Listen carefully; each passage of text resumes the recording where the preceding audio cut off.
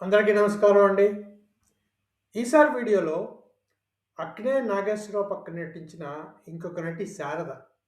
ఊర్వశి శారదని పిలుస్తారు కదా తెలుగు వాళ్ళు. ఆమెతో అక్కినేని నాగేశ్వరరావు గారు నటించిన సినిమాల గురించి చూద్దామండి.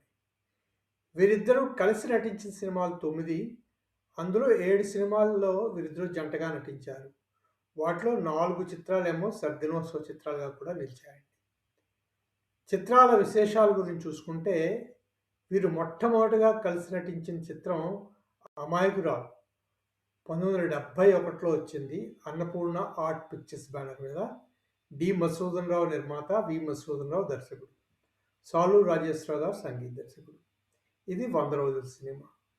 ఆ తర్వాత మళ్ళీ 3 ఏళ్ల తర్వాత 1974లో 'Premalu Pellillu' Sri Ananthalakshmi art pictures banner మీద డి. భాస్కర్రావు నిర్మాత, వి. మధుసూదన్ రావే దర్శకుడు. తర్వాత ఏమో ఎంఎస్ విశ్వనాథన్ సంగీత దర్శకుడు.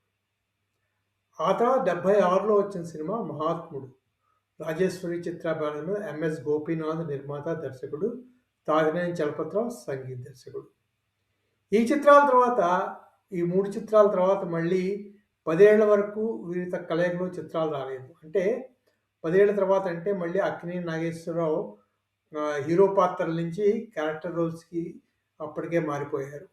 అప్పుడు మళ్ళీ వీరి కలయికలో వీరు జంటగా చిత్రాలు వచ్చాయన్నమాట. అలా వచ్చిన చిత్రమే 1986లో సురేష్ ప్రొడక్షన్స్ బ్యానర్ మీద వచ్చిన చిత్రం 'గురుబ్రహ్మ'. రామానాయుడు నిర్మాత, బోయిన సుబ్బారావు దర్శకుడు, చక్రవర్తి సంగీత దర్శకుడు. అలాగే అదే ఏడాది Annapurna studios, SS creations banner మీద 1987లో 2 సినిమాలు వచ్చాయి.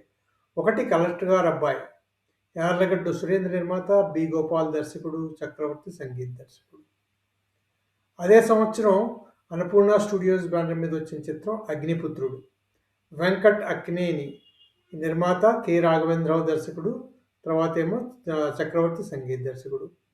ఇందులో 'కలెక్టర్ గారి అబ్బాయి' 100 రోజుల సినిమా, 'అగ్నిపుత్రుడు' పెద్దగా ఆడలేదు. ఆ తర్వాత వీరిద్దరి కలయికలో వచ్చిన ఆఖరి చిత్రం మళ్ళీ 13 ఏళ్ల తర్వాత వచ్చింది 1990లో 'దాగుడుమూతల దాంపత్యం'.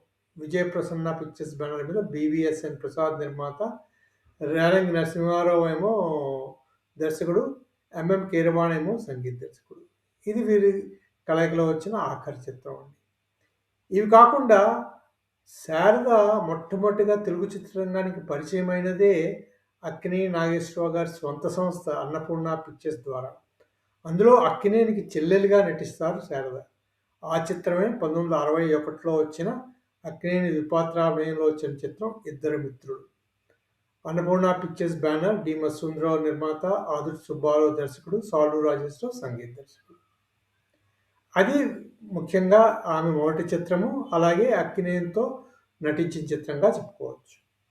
ఆ తర్వాత మళ్ళీ 1993లో కూడా ఒక సినిమా వచ్చింది.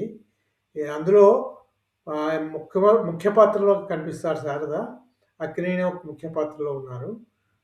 మెకానిక్ అల్లుడు, గీతా ఆర్ట్స్ బ్యానర్‌లో అల్లు అరవింద్ నిర్మాత, బి. గోపాల్ దర్శకుడు, తర్వాత ఏమో రాజ్‌కోటి సంగీత దర్శకత్వం. ఇవండి వీరిద్దరి కలయికలో వచ్చిన 9 చిత్రాలు చెప్పుకుంటే.